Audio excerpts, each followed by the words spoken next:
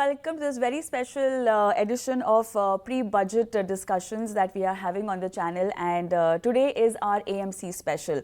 और जब भी बात होती है AMCs की, फंड हाउसेस की, तो हमारे पास दिग्गजों के नाम सबसे पहले शामिल हो जाते हैं, और इसीलिए today on the panel I have with me DP Singh from SBI, I have Mihir Vora from Trust Mutual Funds, and our very own expert Sunil Subramaniam. Thank you so much all three of you for joining us today. और इस discussion को हम आपके चलते तो खास बनाएंगे ही बनाएंगे, लेकिन आप तीनों के ऊपर जिम्मेदारी है इसको बहुत खास बनाने की। ये मैं इसीलिए बोल रही हूँ क्योंकि इस पूरी चर्चा को हम 3 भागों में डिवाइड करेंगे, because the way we are looking at the budget and the way I want you to explain our viewers about the budget is from the Viksit Bharat perspective, from an industry perspective, AMC industry perspective, investor perspective, और आखिरी में tax payer, क्योंकि आप एक tax payer भी हैं, आप तीनों। तो उस नज़रिए से भी मैं चाहती हूँ कि आप बजट और उनकी एक्सपेक्टेशंस को लेकर, आपकी एक्सपेक्टेशंस को लेकर हमसे आज बात कीजिएगा। तो चलिए, let's begin, and DP sir, I'll come to you first. So let's pick up the विकसित भारत एंगल फर्स्ट। चुनाव के बाद सरकार का पहला फुल बजट है, और ऐसे में उम्मीदों की झड़ी लगी हुई है। सेक्टर्स की बात करें, इन्वेस्टर्स की बात करें, इंडस्ट्रीज की बात करें, या टैक्स पेयर्स की बात करें, but very important thing that we really have to keep in mind is कि जो रिफॉर्म्स की जो झड़ी है, जो हमने इंटरिम बजट में जो उसकी झलक देखी थी, कितना कंटिन्यूएशन उसमें किया जा रहा है। बिकॉज जो सेंस हमें आ रही है, आप बता सकते हैं अगर हम थोड़ा सा गलत सोच रहे हैं, stability is what we are looking at. क्या कहेंगे आप? बिल्कुल सही कह रही हैं कविता जी आप। Stability is something which is very very important at this point of time. It's not only the local what we feel, सबसे ज़्यादा ज़रूरी तो ये है कि इंटरनेशनली क्या हो रहा है कि आज की डेट में हमें सबसे बड़ा जो आज की डेट में अनसर्टेनिटी, और ऐसे के जो पूरे देशों का दिग्गज यूएसए में जो ट्रम्प साहब आए हैं उनकी क्या पॉलिसीज रहती है, how that is going to shape up our economy. तो वो एक इम्पॉर्टेंट हिस्सा है जिसकी वजह से आजकल थोड़ी अनसर्टेनिटी बनी हुई है। टेम्परेरीली जो मार्केट हम इसमें वॉलेटिलिटी देख रहे हैं। परंतु जहाँ तक बजट का सवाल है, budget is going to be in my view the tax compliances are very very good। ज़्यादा से ज़्यादा लोग टैक्स रिटर्न भर रहे हैं, GST collection is very robust, और उसके अलावा ये जो अपने डायरेक्ट टैक्सेस ओवरऑल देखें other than income tax also, वहाँ पे भी अच्छी बढ़ोतरी हो रही है। तो मेरे को उम्मीद तो है कि, और कंजम्पशन का एक इशू है, तो उसको देखते हुए एक तो ये ज़रूर दिमाग में आता है कि कुछ ना कुछ ज़ीरो टैक्स वाली जो कैटेगरी है वो ज़्यादा बढ़ेगी, और लिमिट वगैरह शायद बढ़ाने की उम्मीद है। तो उसकी वजह से कंजम्पशन में भी बढ़ोतरी होगी और इन्वेस्टमेंट्स में भी बढ़ोतरी होगी। तो ये तो एक चीज़ हम अभी बजट में देख रहे हैं। परंतु स्टेबिलिटी, फिस्कल डिसिप्लिन तो ज़्यादा है, परंतु जो इकोनॉमिस्ट है उनका भी ये विचार है कि फिस्कल के ऊपर कम ध्यान देके ज़्यादा ध्यान इस पे देना चाहिए कि कैसे कंजम्पशन वापस आए, और ताकि लोग कंपनीज की प्रॉफिटेबिलिटी, मार्केट सारी ठीक हो जाए। तो देखते हैं अभी फाइनेंस मिनिस्टर साहिबा का क्या विचार है इसके बारे में। ऑलराइट, सेम क्वेश्चन मिहिर, मैं आपके पास आना चाहती हूँ वही सवाल लेकर। विकसित भारत की गाड़ी को आगे बढ़ाने को लेकर तमाम समीकरणों को हम ध्यान में रखते हुए ट्रम्प साहब की तमाम रणनीतियों को भी हम क्योंकि अब कंसिडर करना चाहेंगे, हालांकि इसकी छवि बजट पर हमें ना ही पड़ती हुई दिखाई दे, बट उसके बावजूद भी किस तरह का माहौल हमारे लिए बनता हुआ दिखाई दे रहा है आपके मुताबिक, मिहिर? नमस्कार कविता। देखिए, विकसित भारत एक एक कॉन्सेप्ट है जिसको होलिस्टिकली हमें देखना पड़ेगा। उसमें 2-3 में अगर पहलू बताऊं तो एक तो रहेगा ओवरऑल जॉब क्रिएशन एंगल, दूसरा रहेगा quality of life and the overall quality of living मैं कहूंगा। तो मेरे ख्याल से जो हम जिस जिस पथ पे जा रहे हैं उससे ऐसा लग रहा है कि गवर्नमेंट को जॉब क्रिएशन और मेक इन इंडिया का जो कॉन्सेप्ट है वो अच्छी तरह से डेवलप करने की ट्राई की जा रही है। तो हम डेफिनेटली ये देख रहे हैं कि बहुत सारे सेक्टरों में जो पीएलआई स्कीम रोल आउट की गई थी उसमें मिक्स्ड बैग मिला है, लेकिन काफी सारी अच्छी सक्सेसेस भी मिली है। और हम रिसेंटली भी देखें तो काफी नए नए सेक्टर्स में PLI schemes manufacturing in India के लिए रोल आउट की जा रही है। मेरे ख्याल से बजट में ये एक बड़ा पॉइंट होगा कि पीएलआई और कौन से नए सेक्टर्स इंक्लूड किए जा रहे हैं और किस हद तक पीएलआई का सपोर्ट इंडियन मैन्युफैक्चरिंग इंडस्ट्री को मिल सकता है। दूसरा एक मैं देख रहा हूँ कि FY25 में ऐसा लग रहा है कि जो गवर्नमेंट का कैपिटल एक्सपेंडिचर था, स्पेंडिंग, वो बजट से शायद कम रहने वाला है। ये अच्छी बात नहीं है क्योंकि अभी भी जो कंजम्पशन लेड ग्रोथ है वो वीक है। तो गवर्नमेंट स्पेंडिंग ऑन कैपेक्स की जरूरत है ग्रोथ को सपोर्ट करने के लिए। और एनीवे हमारे यहाँ पे इंफ्रास्ट्रक्चर वगैरह कमी है, तो ये तो स्पेंडिंग करनी ही चाहिए।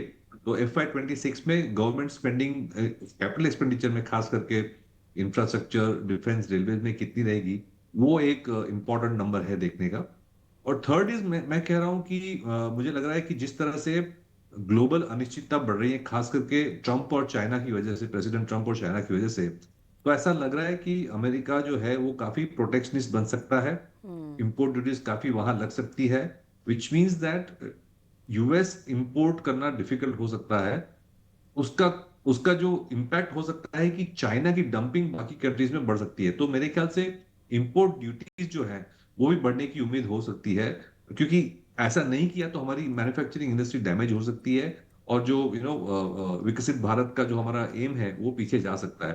तो मेरे ख्याल से डोमेस्टिक इंडस्ट्री को पीएलआई स्कीम्स, इंपोर्ट ड्यूटीज और टैक्स ब्रेक्स देके कैसे डेवलप किया जाए और कंजम्पशन को कैसे सपोर्ट किया जाए, वो हमें राइट। देखना चाहिए ये थीम के लिए। सेकंड इज एजुकेशन और हेल्थ केयर में कितना स्पेंडिंग कर रहे हैं, बेसिकली सोशल सर्विसेज में कितना स्पेंडिंग कर रहे हैं, वो भी इंपॉर्टेंट रहेगा।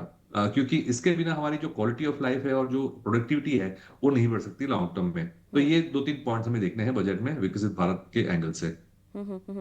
सुनील सर, मिहिर की बात को आप कितना आगे ले जाना चाहेंगे? क्योंकि जब हम इमर्जिंग देशों की बात करते हैं, हमारे जैसे देशों की बात करते हैं, तो भारत सबसे आगे खड़ा है अपनी तमाम नीतियों को ध्यान में रखते हुए और बहुत मजबूती के साथ आगे खड़ा है। दुनिया भर की नज़रें जो हैं हम पर हैं। किसी भी तरह से हम अपनी ग्रोथ को लेकर, अपनी नीतियों को लेकर, we can not derail on any of these angles, on any of these aspects. Do you think we have the bandwidth कि हम थोड़े से ठोस कदम ले सके इस बजट में? Do you think is there a possibility, या आपको लगता है कि स्टे पुट रहे, जस का तस जो है वो ही रखे, वो बेहतर होगा, जो दोनों ने भी कहा, हमारे पैनलिस्टों ने? मेरा मानना है कि ये बहुत सबसे इम्पोर्टेंट बजट मैं कहूँगा, क्योंकि कारण ये है कि देखिए 10 साल से ये गवर्नमेंट ने इंफ्रास्ट्रक्चर के ऊपर बजट आफ्टर बजट फोकस किया है और इस साल को छोड़कर हर साल उन्हें खर्चा भी वही तरफ से किया है।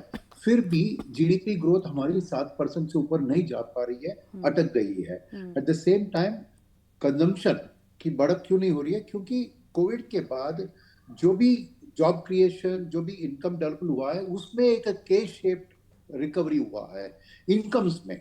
यानी जो ज्यादा कमाते हैं, हमारी एवरेज पर कैपिटा इनकम आप देखें तो करीबन 2800 के करीब है, मगर मैं मानता हूं कि उसमें 4000 से ज्यादा डॉलर कमाने वाले की गिनती बढ़ गई है और ज्यादातर लोग $1500 के लेवल पे है, इसलिए वो कंजम्पशन की बढ़त नहीं हो रही है।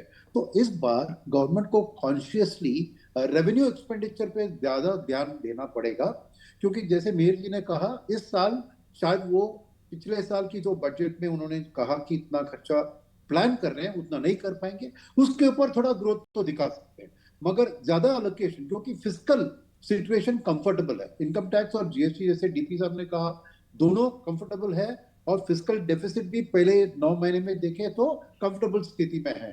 तो इसलिए इस साल meeting the fiscal deficit target का प्रॉब्लम नहीं है, मगर रीअलोकेशन ऑफ द एक्सपेंडिचर यानी रेवेन्यू के ऊपर देना चाहिए ताकि बॉटम ऑफ द पिरामिड में ज्यादा पैसा जाए। एक इवेंट डेवलपमेंट नहीं हो रहा है देश में, रिच आर गेटिंग रिचर और पुअर वहीं पे रह रहे हैं, उनकी भी इनकम बढ़ रही है but not with the speed that is happening.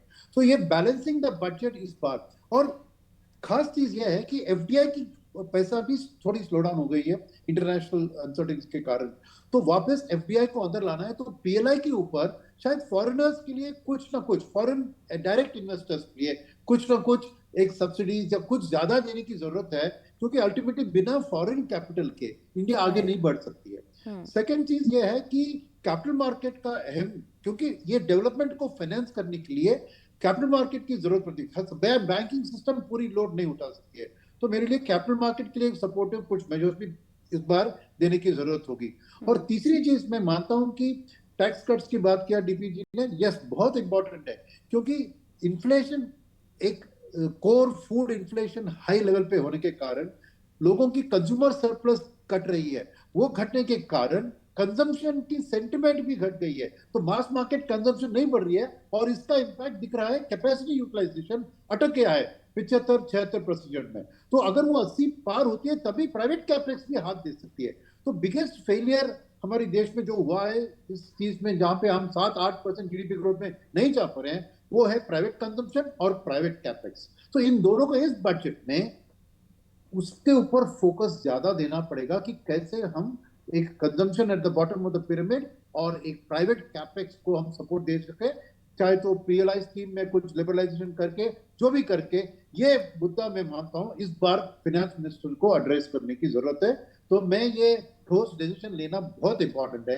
ऐसा नहीं कि ये साधारण बजट छोड़ के जा सकते, तब डेफिनेटली डिसअपॉइंटमेंट होगा, ना ही डोमेस्टिक म्यूचुअल फंड और इन्वेस्टर्स के लिए, मगर इवन फॉरेन इन्वेस्टर्स भी यही उम्मीद कर रहे हैं कि कुछ खास इस बजट में एक लॉन्ग टर्म डायरेक्शन, जहां पे प्राइवेट कंजम्पशन और प्राइवेट कैपेक्स दोनों जबरदस्ती से आगे बढ़ सके, इसके ऊपर कुछ ना कुछ डिसीजंस उनको स्ट्रॉन्ग डिसीजंस अनाउंस करना ही पड़ेगा।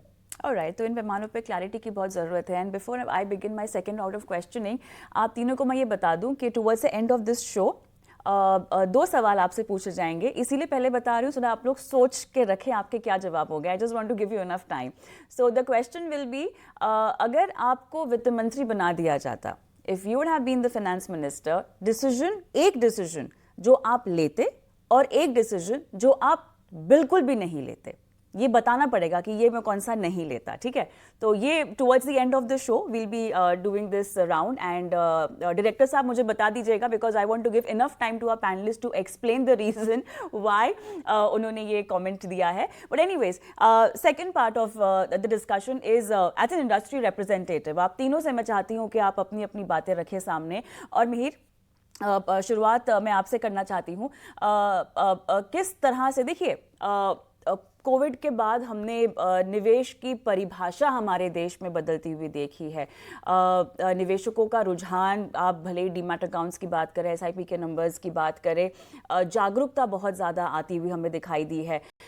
ये मौका हर किसी के लिए, देश के लिहाज से भी अगर हम देखें, इन्वेस्टर एजुकेशन, फाइनेंशियल लिटरेसी को आगे बढ़ाने का है, और आप जैसे एएमसी इसको और मौका देने का है। एसबीआई ने बहुत उम्दा काम भी यहाँ पर किया है, जिस तरह से उन्होंने छोटे मझौले शहरों में भी जा जाकर जो है इसकी पहचान बढ़ाई है। पुख्ता तरीके से हमने देखा है कि लोगों को आमंत्रित किया है, उनको भागीदारी दी है इस इक्विटी बाजार में। बट और किया जा सकता है, वी ऑल नो दैट। क्या कुछ किया जा सकता है, क्या कुछ करना चाहिए, बिकॉज हम उस छोर पे हैं जहाँ पे इस इंडस्ट्री को बहुत स्ट्रॉन्ग सपोर्ट की ज़रूरत है। मिहिर, आप स्पेसिफिकली म्यूचुअल फंड इंडस्ट्री के बारे में पूछ रहे हैं, जी राइट? हाँ, जी हाँ। तो आई थिंक सबसे बड़ा तो मेरे ख्याल से एक स्टेप जो होना चाहिए वो फिक्स इनकम प्रोडक्ट्स को ज्यादा अट्रैक्टिव बनाना चाहिए। हमने देखा है कि पिछले 2 साल में काफी सारे जो टैक्स वगैरह ट्रीटमेंट थे फिक्स इनकम फंड्स के, वो जो बेनिफिट्स थे वो विड्रॉ किए गए हैं कैपिटल गेन्स वगैरह के, इंडेक्सेशन वगैरह के। तो उसकी वजह से फिक्स इनकम जो कैटेगरी वो ग्रो नहीं हो रही है। और ऑन द अदर हैंड हम देख रहे हैं कि सेबी, आरबीआई, गवर्नमेंट स्टेप्स लेना चाहती है कि बॉन्ड मार्केट कैसे ज्यादा लिक्विड होए, बॉन्ड मार्केट कैसे डीप होए, वाइड होए। लेकिन म्यूचुअल फंड जो सबसे ज्यादा एक्टिव प्लेयर्स हैं, वो पिछले 3-4 सालों में काफी श्रिंक हो रही है इंडस्ट्री। तो मेरे ख्याल से some benefits for the fixed income products in the mutual fund अगर मिल सके, तो मेरे ख्याल से म्यूचुअल फंड इंडस्ट्री का जो ग्रोथ है उसके लिए बहुत अच्छी चीज हो सकती है। बिल्कुल। डीपी सर, देश की सबसे बड़ी एएमसी हैं आप, और ऐसे में इतने सालों का सफ़र है आपका, एक मेरे ख्याल से अनुभव की खान है आपके पास, जहां पर आपने बाज़ार को बदलते हुए देखा, सरकारों को बदलते हुए देखा, नीतियों को बदलते हुए देखा। उसके बावजूद हम देख रहे हैं कि जो एक ग्रोथ स्टोरी आपके दम पर हमारे देश ने देखी है, जहां तक इक्विटी बाज़ार में भागीदारी की बात है, वो सराहनीय है। आपकी तरफ से किस तरह के सजेशंस और सुझाव, रिकमेंडेशंस आप इस शो के जरिए देना चाहेंगे? देखिए, सबसे पहले तो ये जो मीर साहब ने बोला कि फिक्स इनकम वाला, वो बहुत जरूरी है। बिल्कुल। क्योंकि जिस वक्त ये टैक्स विड्रॉल का डिसीजन लिया गया, तो उस वक्त शायद ये सोचा गया कि डेट फंड और फिक्स डिपॉजिट तो एक ही तरह की चीज है, तो इसको डिफरेंशियल ट्रीटमेंट क्यों मिलना चाहिए। Somehow this logic was built in, and this was conveyed to the 24 powers to 25 be। बहुत परंतु टाइम मैं से। ये बोलना चाहूंगा कि डेट फंड और फिक्स डिपॉजिट और टू डिफरेंट 13 थिंग्स। 14 क्योंकि हो जो गए ना। बंदा ठीक है, डेट और फंड 10 में पैसा 15 लगा मिनट, रहा 10 है, 12 मिनट। वो एक रिस्क ले रहा है, वो ड्यूरेशन रिस्क ले रहा है, वो इंटरेस्ट रेट रिस्क ले रहा है। तो ये रिस्क रिवार्ड तो चाहिए कुछ। अगर जब तक रिस्क रिवार्ड नहीं होगा, तो बंदा पैसा क्यों लगाएगा। आज की डेट में जैसे मीर साहब ने बोला कि मार्केट श्रिंक हो रही है, specially on fix income side. अगर हमारी 10 साल की यील्ड या जो यील्ड्स हैं जिस रेट पे चल रही हैं, एक सेफेस्ट सोवरेन पेपर की जो यील्ड चल रही है, बैंक डिपॉजिट का रेट उससे बहुत ज्यादा चल रहा है। तो उसे में, और अगर टैक्स ट्रीटमेंट सेम होगा, तो डेट मार्केट कैसे डीपन होएगी, कैसे लिक्विडिटी आएगी। तो कैपिटल मार्केट का, एक debt market, fix income market का बहुत एक डीप होना बहुत जरूरी है। तो एब्सोल्युटली। ये कंट्री के भी हित में है, सरकार के भी हित में है, और इन्वेस्टर के भी हित में है। तो राइट। इसके लिए ये बहुत जरूरी है कि इसके ऊपर कुछ ध्यान दिया जाए।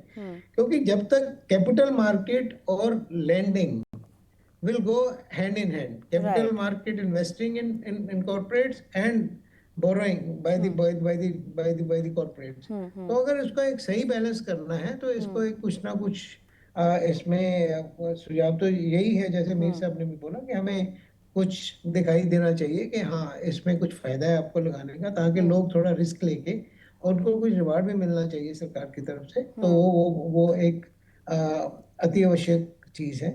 और इसके अलावा ये जो टैक्स लॉज पीछे किए गए, आज की डेट में फिक्स इनकम को एक हाइब्रिड फंड के थ्रू ही खेला जा रहा है।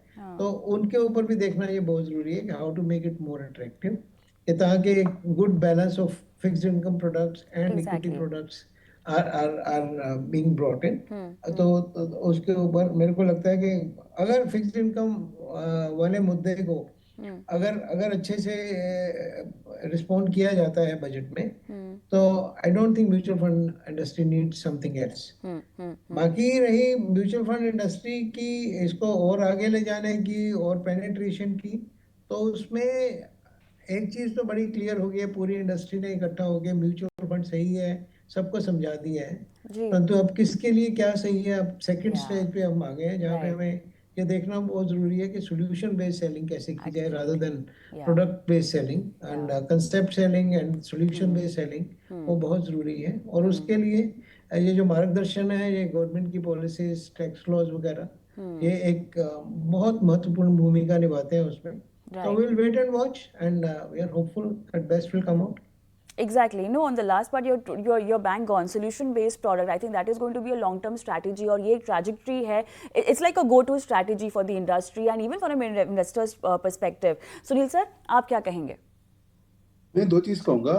एक वो फिक्स्ड इनकम की बात थी जो मीर जी और डीपी जी ने कहा, उसमें मैं कह रहा हूँ कि अगर गवर्नमेंट की सोच है कि फिक्स्ड इनकम और फिक्स्ड डिपॉजिट्स दोनों सेम लेवल टैक्सेशन सेम तरीके से देख रहे हैं, तो एक चीज है कि जो फॉरेन में है, जो यहाँ पे नहीं है, वही यहाँ पे लिक्विड फंड्स और मनी मार्केट फंड्स को चेक रेटिंग की फैसिलिटी देनी चाहिए, क्योंकि तभी लोगों का सेविंग्स भी इधर आके इसमें डायरेक्ट, ये गवर्नमेंट यहाँ अलाउ नहीं कर रही है, इसलिए यहाँ पर ग्रोथ, अगर आप लेवल प्लेइंग फील्ड दे रहे हैं तो यहाँ भी चेक रेटिंग लिक्विड फंड्स में देंगे। क्योंकि आज भी देखिए penetration of mutual fund as a percentage of GDP India का 17% है, वर्ल्ड का एवरेज 68% है। हम क्वार्टर में इतने एफर्ट्स किया हमने, हम म्यूचुअल फंड है ये सब, खाली 5 करोड़ ही यूनिक पैन्स है, वेरस स्टॉक मार्केट में 12-11 करोड़ लोग डायरेक्ट इक्विटीज और एफ&ओ में निवेश कर रहे हैं। तो लेवल प्लेइंग फील्ड कर रहे हैं, तो चेक रेटिंग फैसिलिटीज भी अलाउ कीजिए, ताकि फिर लिक्विड फंड्स का भी एक बूस्ट आ जाएगा और पीपल को भी एक म्यूचुअल फंड, उसका पैसा अल्टीमेटली देश की फाइनेंसिंग में थ्रू लेंडिंग टू कॉर्पोरेट्स में आ जाएगा। सेकंड, सोल्यूशन बेस्ड की बात की, उसमें मैं खास ये कहूंगा कि लॉन्ग टर्म इन्वेस्टमेंट को सपोर्ट करना है तो रिटायरमेंट प्लानिंग फंड्स और चिल्ड्रंस फंड्स, ये तो कैटेगरी सोल्यूशन और कैटेगरी है, उनको एटलीस्ट आप ऑन मैच्योरिटी टैक्स फ्री कीजिए ना, क्योंकि 10 साल 15 साल 20 साल के लिए ये निवेश हो रहे हैं, उसके बाद भी आप टैक्स लगाओगे तो नेचुरली लॉन्ग टर्म सेविंग को आप नहीं प्रमोट कर रहे। तो मेरा ख्याल कि सोल्यूशन बेस्ड फंड जैसे रिटायरमेंट फंड और चिल्ड्रंस फंड, उनके लिए आप ऑन मैच्योरिटी तो टैक्स फ्री कीजिए। बजट में अगर ये दो डिसीजन के और बढ़ सकते हैं तो बहुत बढ़िया होगा industry. Alright, this brings me to the end of this show and आप तीनों को सवाल पता है, so DP sir, I'll come to you first. एक फैसला जो जरूर ही आप लेंगे और एक फैसला जो आप बिल्कुल भी नहीं लेंगे। देखिए, जब ये सरकार 10 साल पहले आई थी 2014 में, उन्होंने एक बहुत रेवोल्यूशनरी काम किया था जिसको बोला था जनधन, जिसमें बहुत लोग इकट्ठे होके बैंकिंग सिस्टम से जुड़ गए थे। अभी समय आ गया 10 साल के बाद जितनी तरक्की हुई है कि अभी समय आ गया जन निवेश का। I think we need to have a revolutionary step जहाँ पे बॉटम ऑफ द पिरामिड कैसे कैपिटल मार्केट का फायदा उठा सके, उसके लिए मैं जरूर कोई ना कोई लूंगा स्टेप, ताकि ये जो जैसे सुनील सुब्रमण्यम जी ने बोला कि हमारे सिर्फ 5 करोड़ यूनिक इन्वेस्टर हैं, तो वो 5 करोड़ से अगले 5 साल में 15 करोड़ कैसे बन सकते हैं, और कैसे bottom of the pyramid, middle of the pyramid, जो मिड वैली है, उनको कैसे इसमें जोड़ा जा सकता है। We have very very strong fintechs, we have got very strong DPA, digital public digital infrastructure.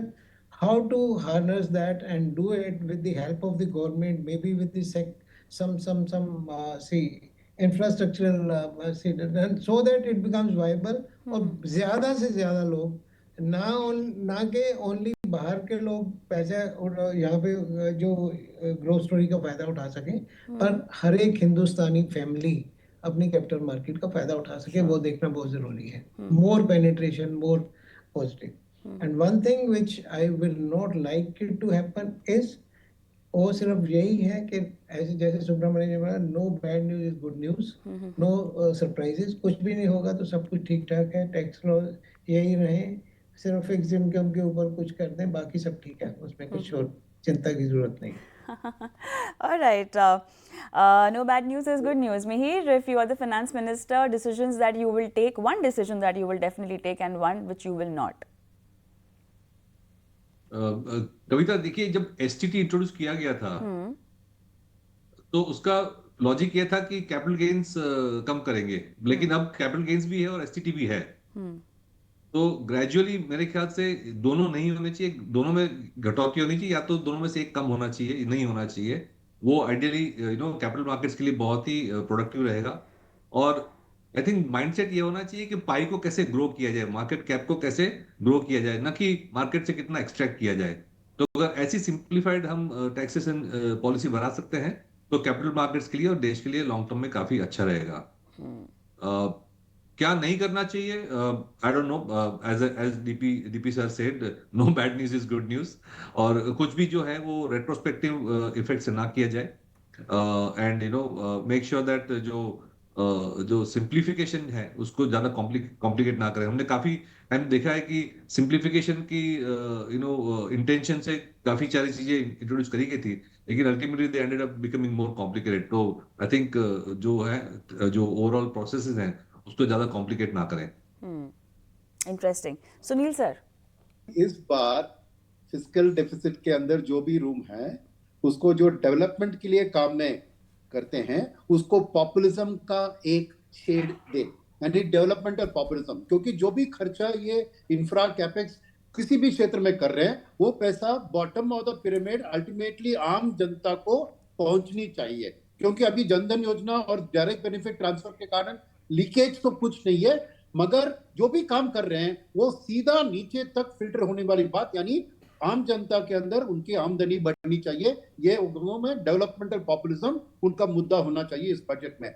और क्या नहीं करना चाहिए, मैंने ऑलरेडी कहा है कि ओल्ड टैक्स रिजीम को मत हटाइए, अब सेविंग की जरूरत है देश को, और इसलिए ओल्ड टैक्स रिजीम और न्यू टैक्स रिजीम दोनों को कायम रखिए। All right, that's the end of the show. Thank you so much. आप तीनों का बहुत बहुत धन्यवाद. Took out the time for this very special interaction today and for guiding our viewers and also enlightening them. Thank you so much for being on the show. आपसे अब budget के दिन जरूर मुलाकात होगी. धन्यवाद आप तीनों का. नमस्कार. Thank you.